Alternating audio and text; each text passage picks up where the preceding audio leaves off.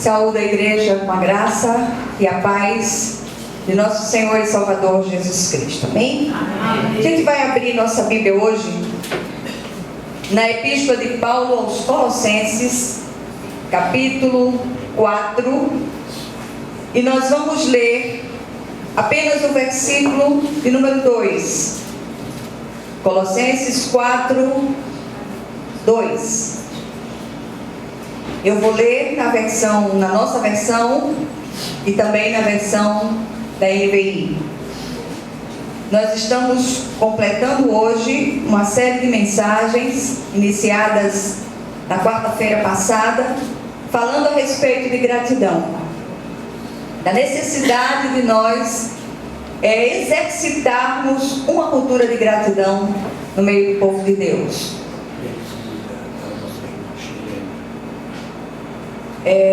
Capítulo 4 de Colossenses, versículo 2, e a gente está registrando com muita alegria a presença da nossa irmã Malva, que virou chilena, né? É a brasileira mais chilena do momento, mas glória a Deus por isso, pela sua presença, Malva. Todos acharam? Amém. Colossenses 4 e 2 diz assim: perseverai na oração, vigiando com ações de graças. Aí na versão da NVI diz assim: dediquem-se à oração, estejam alertas e sejam agradecidos. Amém? Amém. Vamos orar mais uma vez. Querido Deus e Pai, nós louvamos e bendizemos o Teu nome por tudo que o Senhor é, por tudo que o Senhor tem sido nas nossas vidas, por tudo que o Senhor tem derramado sobre nós, apesar de nós. E nós te rendemos graças no dia de hoje, rogando a Ti que o Senhor venha ministrar essa palavra ao nosso coração. Não permita que essa palavra se perca, mas que todos nós sejamos profundamente ministrados por ela, em nome e por amor de Jesus. Amém? Amém. Queridos, essa palavra foi ministrada ontem no Congresso de Mulheres. E ali também foi lançada a semente da gratidão. E foi falado exaustivamente para que as pessoas aprendam a render graças. O povo de Deus tem negligenciado as ações de graças. Isso tem sido muito complicado, porque tem gerado consequências muito ruins para as nossas vidas. E hoje a gente traz um desafio de trocar a murmuração pela gratidão. E eu queria começar a palavra de hoje agradecendo aos irmãos dessa igreja, agradecendo aos queridos que têm estado junto conosco, aos irmãos da diaconia, às irmãs da diaconia, aqueles que têm nos ajudado no talento. Nós estamos em plena preparação para o Festival de Talentos. Esses irmãos a quem a gente tem recorrido sempre nas horas difíceis, e eles estão sempre presentes. Os irmãos do Betão nos Lares, que têm feito um trabalho lindo nos lares, e a gente tem glorificado demais a Deus pela vida de vocês. Vocês deixam um dia de sábado, um dia que muitas vezes a maioria trabalha e tal, mas tem ido aos lares, tem assistido às famílias, tem sido bênção para a glória do Senhor. Tem uma gratidão especial às irmãs do lanche da quinta-feira, que tem sido bênção. Quinta-feira passada nós tivemos a irmã Evani, que foi quem preparou o lanche, que é que está mais perto. Todas que estão na escala têm feito um trabalho lindo e têm preparado com muito amor o lanche das quintas-feiras. Semana passada foi Ingrid e foi nossa irmã Evani, e prepararam tudo com muito zelo, com muito carinho. Elas servem com muito carinho, e tudo isso a gente não pode esquecer de agradecer. Eu agradeço de coração a cada uma o zelo e o carinho com o qual tem tratado a obra de Deus. Mas eu queria chamá-los para nós olharmos com mais cuidado este versículo lido. Ele está num contexto de oração. Quando Paulo fala de oração e prudência, é interessante que depois você leia todo esse contexto. Mas eu queria chamar a atenção para aquilo que é ministrado neste pequeno versículo. E é interessante que em toda a palavra de Deus nós encontramos muitas manifestações de ações de graças. De Gênesis a Apocalipse. Tem um salmo que o salmista diz assim: porque o Senhor é bom, rendemos graças ao Senhor, porque Ele é bom e a sua misericórdia dura para sempre. Ele traz uma frase anterior e complementa com isso: rendamos graças ao Senhor, porque Ele é bom e porque a sua misericórdia dura para sempre. E a gente tem que ter essa visão de ação de graças. Tudo que nós recebemos é por pura graça de Deus. Não há merecimento nenhum da nossa parte. Da salvação até as coisas todas, as bênçãos todas de Deus que nós recebemos porque Ele é um Deus gracioso. E Ele concede suas bênçãos apesar de nós. Então isso nos faz mais devedores ainda. E nós precisamos ter essa postura grata a Deus. E Paulo, ainda falando aos Colossenses, no capítulo anterior, ele ordena o seguinte: seja a paz de Cristo juiz em vossos corações, tendo em vista que fostes convocados para viver em paz, como membros de um só corpo, e sede agradecidos. Sede agradecidos. Olha que coisa tremenda. Novamente, a atitude de gratidão é requerida aqui, mesma epístola. E eu queria desafiá-los, ao ler um livro bíblico, seja qual for, procure grifar ali as expressões voltadas à gratidão. A gente precisa criar o hábito de agradecer. Eu ouço muitas pessoas, e olhe que nessa minha caminhada de escutas contínuas e muitas vezes extremamente dolorosas, às vezes as reclamações, elas me adoecem. Elas doem tanto no coração que eu fico pensando, se alguém como eu, pequena, limitada, pecadora, cheia de defeitos, sente assim o coração tão entristecido com essas reclamações, o que dirá o coração do Pai Celestial, que foi as últimas consequências em seu amor, dando o seu Filho, Santo Filho, para morrer em nosso lugar. Eu vi uma frase outro dia de um cristão que dizia assim: não tem nada mais radical do que morrer por aqueles que não prestam. Foi o que o Senhor fez. Olha que coisa tremenda.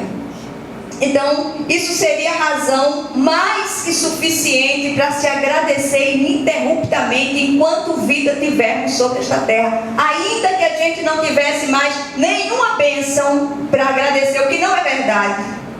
O fato de nós termos sido transportados do reino de trevas para o reino do Filho do amor de Deus seria motivo mais do que suficiente para que nós rendêssemos graças ininterruptamente. Então, queridos, eu queria que nós atentássemos para as 3 recomendações do apóstolo Paulo no versículo citado no início. Primeira recomendação, ele diz que nós nos dediquemos à oração. Ele exorta que nós nos dediquemos à oração. Oramos pouco. E Paulo diz: orai sem cessar. O que é que ele quer dizer com isso? Que a gente vai se trancar no quarto, não vai fazer mais nada, não vai trabalhar, não vai fazer mais nada, só ficar orando? Não. Ele está dizendo: fique conectado com o trono da graça. Fique em atitude de oração. Não se desligue do trono de Deus.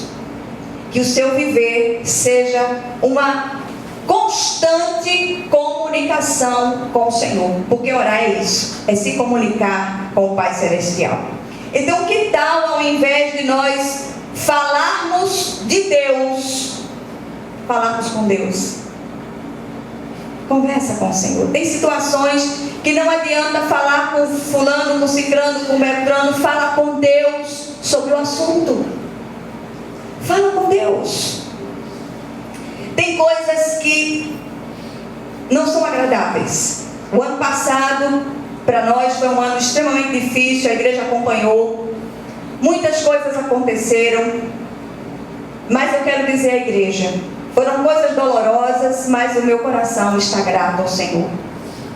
Porque Ele é aquele que tem nos sustentado com a sua mão direita fiel. Muitas vezes nós agradecemos em lágrimas. E a gente, para agradecer em lágrimas, a gente precisa conhecer as promessas de Deus. E a palavra do Senhor diz: todas as coisas cooperam para o bem dos que amam a Deus e são chamados segundo os seus propósitos. Está difícil, está doendo, renda graças. Porque o Senhor, a vontade dEle para nós, ela é sempre boa, agradável e perfeita. Mas isso não está acontecendo comigo. Calma. Toda vez que há um silêncio de Deus, é um tempo de grandes preparações. E uma coisa, o Senhor tem, uma graça o Senhor tem me concedido, uma delas é tentar, na medida do possível, enxergar o Senhor através do véu denso das minhas dificuldades, que não são poucas. E às vezes eu olho assim, eu digo: Senhor, eu não estou vendo vento, eu não estou enxergando chuva, eu não estou sentindo a Tua presença, mas eu sei que o Senhor está aqui, porque o Senhor diz: nunca te deixarei, jamais te abandonarei. Ele é Deus presente, Ele é Deus que cumpre as Suas promessas. Conheçamos as promessas de Deus, nos penduremos nessas promessas de Deus. Acreditemos, confiemos, porque o Senhor é um Deus de promessas. Quem fez a promessa é fiel para cumpri-la. Então, o murmurador, ele não gosta de orar, ele gosta de reclamar. E quando ele ora, ele apresenta uma postura hipócrita, sem a sinceridade devida. Rasgue o seu coração na presença de Deus, mas na presença de Deus. Não fale de Deus às pessoas: ah, Deus não me abençoa, Deus não faz, Deus não realiza aquilo que prometeu na sua palavra. Para com isso em nome de Jesus. Nós precisamos aprender, mesmo nas nossas tristezas, a gente vai à presença de Deus e diz: Senhor, eu vim rasgar o meu coração. E Ele mesmo ordena isso: rasgai os vossos corações, não as vossas vestes. Como acontecia no passado, as pessoas se desfiguravam, as pessoas colocavam cinza na cabeça, as pessoas vestiam-se de pano de saco para mostrar uma tristeza exterior. Mas o Senhor é aquele que vai além da exterioridade. O Senhor enxerga além daquilo que é mostrado exteriormente.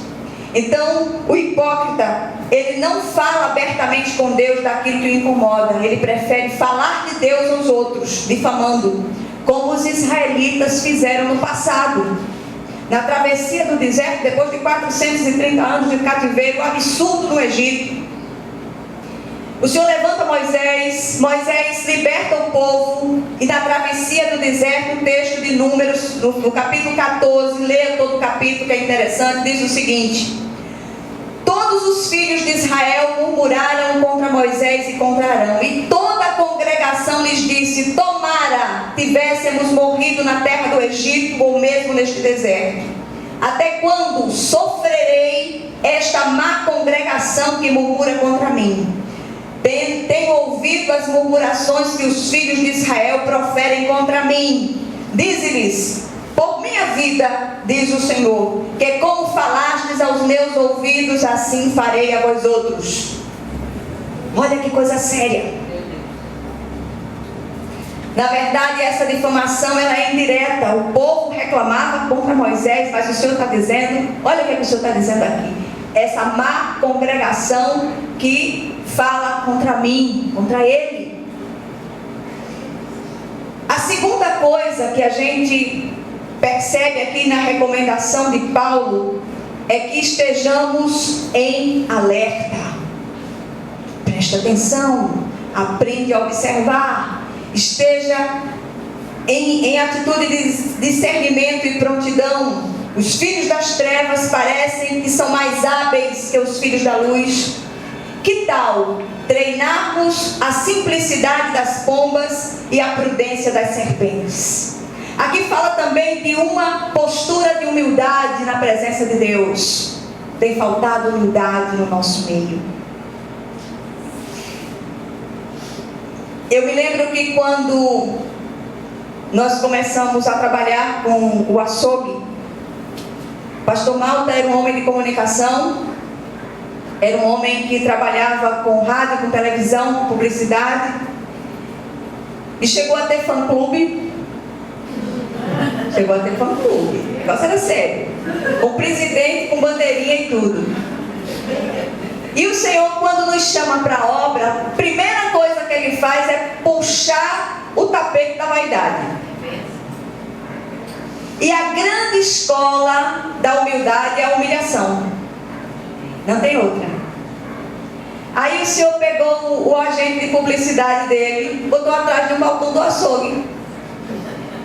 E ele jurava que ia ficar ali de dono da situação. Aí a situação apertou de um jeito que até o rapaz que cortava a carne não podia mais trabalhar, a gente não podia pagar. Quem foi cortar carne? E nós fomos para lá, eu entrei com ele, a gente entrava nas madrugadas, 3, 4 horas da manhã, ia cortar carne, ia temperar aquela quantidade absurda de galetas, aguentar toda aquelas exigências das mulheres que iam comprar carne. Eu não quero essa, não quero aquela, não quero essa, tá dura, essa tá mole. Era uma agonia. E ele tinha dia que ficava mais zangado, e foi um dia, teve uma moça que veio comprar um frango abatido, e aí ela comprou e disse: olha, eu queria. Ele disse: não tem frango abatido de hoje, esse foi de ontem, você quer? Ela disse: quer, levou para casa. E ele já estava se zangando com as exigências da moça. Aí ela foi embora. Aí eu assumi, vim em casa, tomei café, voltei, assumi. Quando eu cheguei lá, a moça chega de volta com o frango para devolver. Disse: olha, minha patroa disse que não quer não. Ela só quer uma galinha quente de hoje. Eu disse: quem foi que lhe vendeu? Disse: foi um velho abusado da camisa de quadro que tinha aqui. Né? Então, tinha isso, né? Mas o Senhor foi trabalhando a paciência do pastor e tudo mais. E glória a Deus que a gente foi preparar. Aquele açougue foi uma grande escola de humildade para nós, né? E a gente precisa aprender isso, que estejamos em alerta. Oração e vigilância andam juntos. Tudo na vida de um servo é preparação da parte de Deus. Então, que tal treinarmos a simplicidade das pombas e a prudência das serpentes? Essa vigilância tão necessária e tão recomendada ao longo da palavra passa por uma escuta maior que a compulsão por falar. Ouçamos mais, falemos se necessário.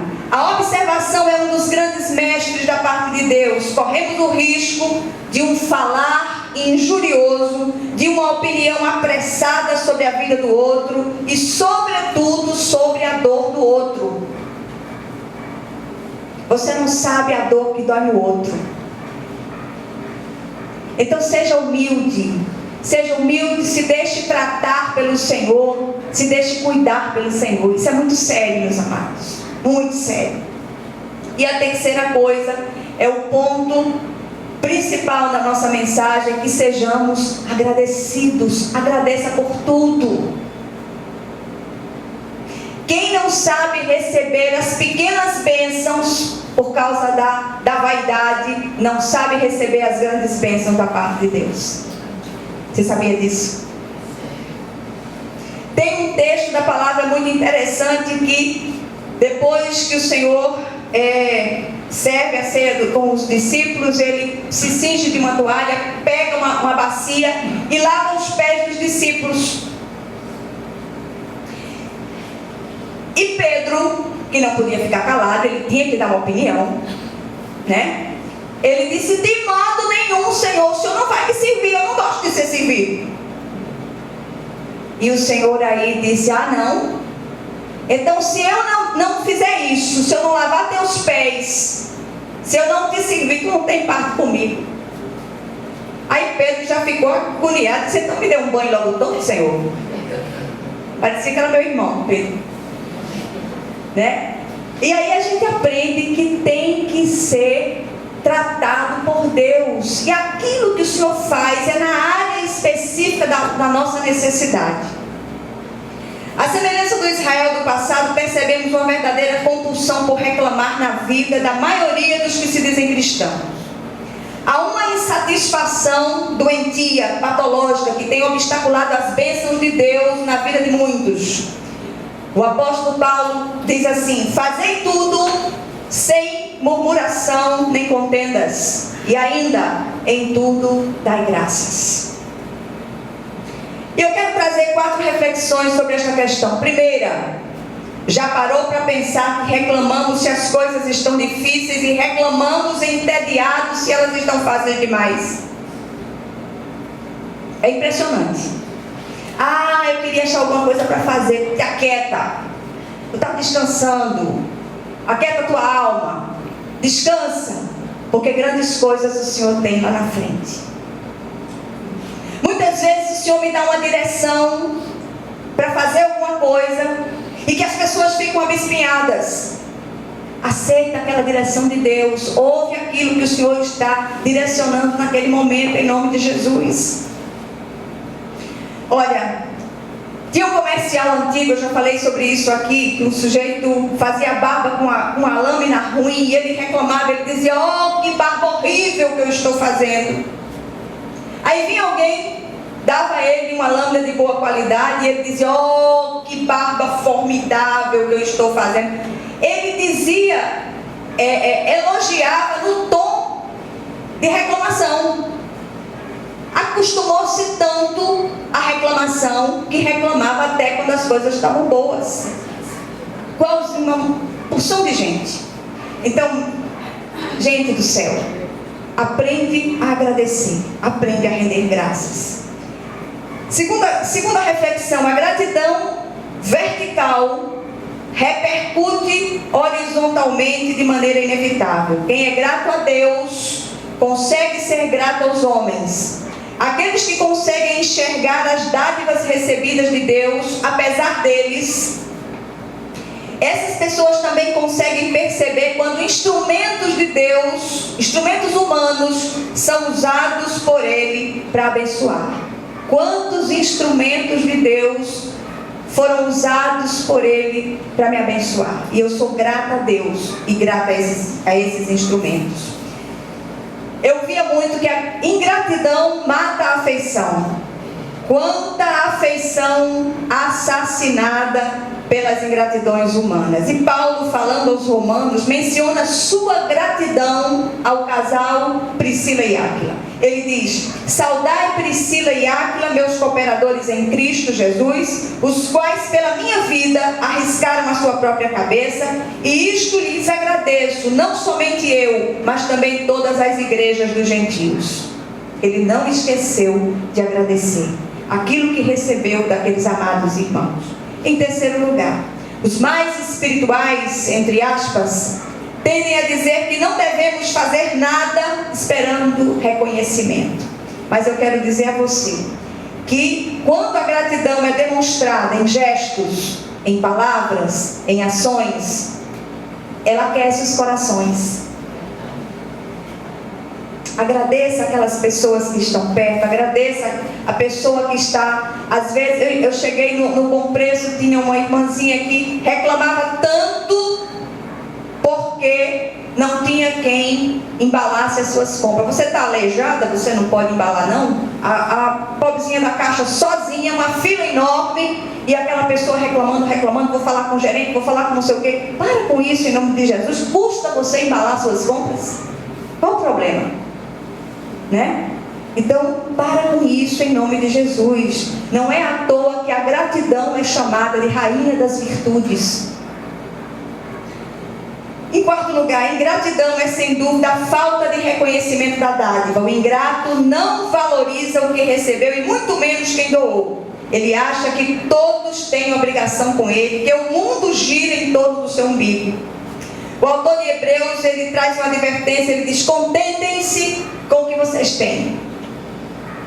A compulsão por ter é uma coisa absurda, um vazio enorme nos corações, e o mais grave, no coração dos crentes, que deveria estar cheio de Deus, e não está tão voltado para as coisas materiais. Para com isso em nome de Jesus. Você tem um celular, você já quer o outro do modelo mais avançado. Você tem uma roupa, você quer outra. Você tem uma casa, você quer outra. Você tem um carro, você quer outro. Para com isso em nome de Jesus. É muito sério. Os ingratos são reclamões inveterados. Já tiveram suas mentes deformadas pela eterna insatisfação. E eu li outro dia um artigo médico, um artigo psiquiátrico, que falava o seguinte, que a mente humana é alterada negativamente pelas reclamações, inclusive gerando processos demenciais. Pelas reclamações. Seja grato. Seja grata em nome de Jesus. Ainda há tempo de reverter as posturas. O que somos instados aqui a fazer? Primeiro, investamos na oração de modo contínuo. Mais oração, mais poder para enfrentar as lutas que inevitavelmente surgem. Segundo, vigiemos para não nos deixar sucumbir pelas inclinações, sobretudo a inclinação de reclamar. Para com isso em nome de Jesus. E eu queria sugerir à igreja que fizesse uma lista das coisas que você tem. As pessoas e as coisas que você tem. Liste. E comece a se imaginar sem essas pessoas e essas coisas. Porque assim como falastes aos meus ouvidos, assim farei a vós outros, disse o Senhor ao Israel murmurador. Em terceiro lugar, sejamos gratos ao Senhor e aos seus instrumentos. E aí eu quero lançar minha campanha, não é uma campanha política, tá certo? Em nome de Jesus. Mas uma campanha de exercício da gratidão. Aí a gente vem falando disso toda semana. Que tal começarmos hoje a exercitar 100 dias de gratidão sem murmuração? E comece a anotar o que foi que mudou na sua vida. Aí você pode dizer 100 dias, depois a gente pode voltar a murmurar. Não, 100 dias para que você se habitue, você crie o hábito de agradecer por tudo que você já tem. Deus é bom e a sua misericórdia, ela dura para sempre. Então, gratidão, queridos, é palavra de ordem. Então, que nós possamos exercitar isso em nome de Jesus. Amém.